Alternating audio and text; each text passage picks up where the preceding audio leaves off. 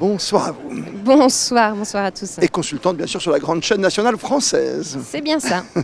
Marion, quand on est dans l'ambiance d'un Tour de France masculin avec de tels champions comme Pogacar, Vingegaard et Remco, on s'attend aussi à avoir un grand Tour de France féminin pour vous ? Oui, évidemment, ça sera le 12 août prochain et on apprend de plus en plus à connaître les grandes championnes. On est là également pour créer des vocations et évidemment avec Demi Vollering, Katia Neyadoma, Elisa Longo Borghini, on s'attend à un très grand spectacle nous aussi.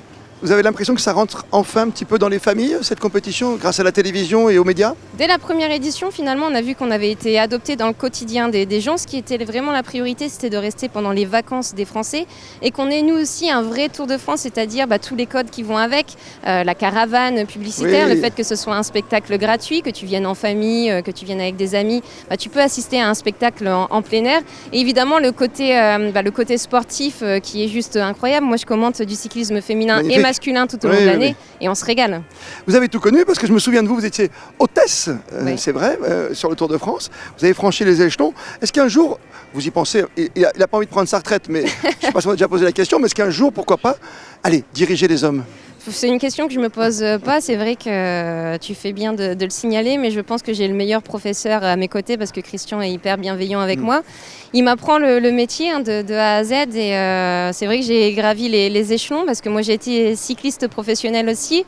Mais je me changeais dans le cul du camion, donc j'ai vraiment connu la précarité de mon sport et maintenant d'être vraiment dans un poste important pour le Tour de France Femmes et être là pour l'évolution du cyclisme féminin parce que grâce au Tour de France, grâce aux 190 télés dans le monde qui nous diffusent, c'est du jamais vu et c'est le système économique du cyclisme féminin qui en ressort grandi.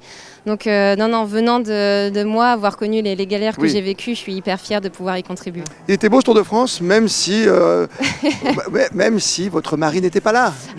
Julien n'était pas là, il se prépare pour les Jeux Olympiques qui auront lieu dans quelques jours. Mais deux fois champion du monde, les Olympiques pour lui, c'est rien. Si ça marchait comme ça, si je peux signer quelque part, je le signe tout de suite. Mais on a assisté à une très beau 3 semaines de course.